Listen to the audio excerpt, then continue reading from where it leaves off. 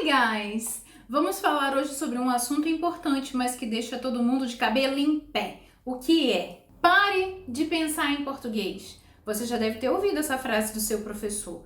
Mas afinal de contas, o que isso quer dizer? Primeiro de tudo, você tem que se sentir confortável com o inglês que você fala, com as palavras que você aprende, com as estruturas do dia a dia e inseri-las ao seu redor. Por exemplo, dá um passeio pela sua casa. Você consegue dar nome às coisas que tem na sala? Na cozinha? Nos quartos? No banheiro? Isso, antes de mais nada, é pensar no idioma que você aprende. Quando você olha para as coisas ao seu redor e você sabe dar nome a cada coisa em inglês. Essas coisas precisam fazer parte do seu cotidiano. E claro, sempre prestar atenção na pronúncia. Qual é a forma correta de dizer a palavra? E toda vez que tiver dúvida, recorrer a um dicionário, um bom dicionário, para que você esclareça essa dúvida. Outro detalhe, as frases simples que a gente usa no dia a dia. Você sabe como dizer em inglês? Qual é a frase mais comum da região que você mora? Você consegue dizer isso em inglês? Nós aqui no Brasil dizemos muito né, tá bom, falou. Essas coisas você saberia dizer em inglês? Tudo que faz parte do nosso dia a dia, a gente precisa fazer com que também no idioma que a gente aprende, essas frases sejam usadas. E simplesmente sair do modo tradução. O pensar em inglês nada mais é que quando você ouve uma palavra, você não traduz essa palavra ou essa frase imediatamente. Ela é tão natural para você que você sabe exatamente o que ela quer dizer. Quer ver só um exemplo? Quando a gente fala my favorite color is purple ou qualquer outra, todo mundo sabe. É uma coisa que a gente aprende desde lá de trás. Então a gente já sabe ali, ninguém ficou traduzindo. Ah, my é o pronome possessivo meu, que pode ser meus, pode ser minhas. Não. Essa frase já foi inserida no nosso vocabulário e ela já faz parte de nós. Então esse é um outro detalhe também para você evitar pensar no seu idioma.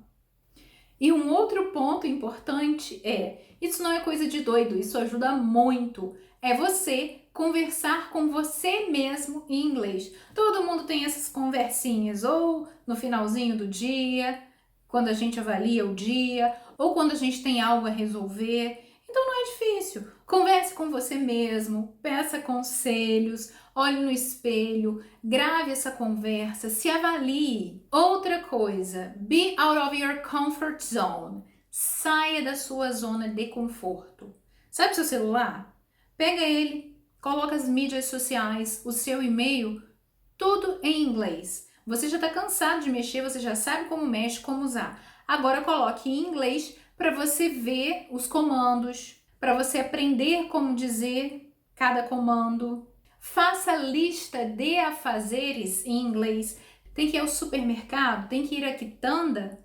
Faça lista em inglês das coisas que tem que comprar. A gente não pode ter preguiça. Nada vai cair do céu. Com isso, você vai estar exercitando seu cérebro para pensar em inglês. Outro detalhe, aprenda a fazer algo em inglês e descreva isso.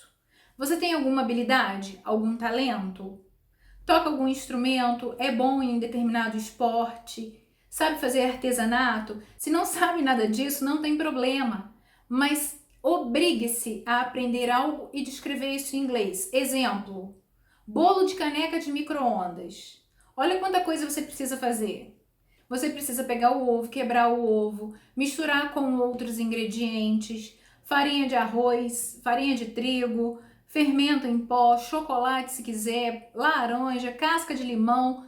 Olha quanta coisa você usa. E aí você tem que misturar os ingredientes, colocar na caneca, colocar no micro-ondas, numa determinada potência, em quantos minutos. Pegue uma atividade do dia a dia para descrevê-la em inglês. Ou hobby que você tem, o que quer que seja.